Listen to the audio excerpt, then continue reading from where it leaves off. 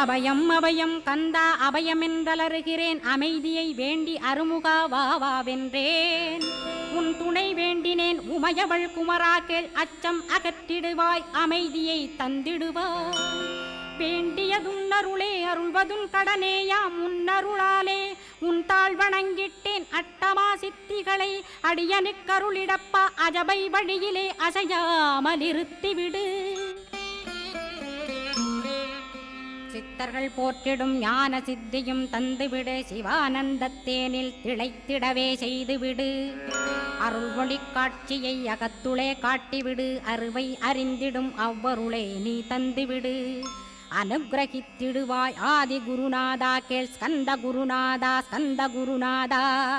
தத்துவம் மறந்து தன்னையும் நான் மறந்து, நல்லதும் கெட்டதும் நான் என்பதும் மறந்து, பாவ புண்ணியத்தோடு பரலோ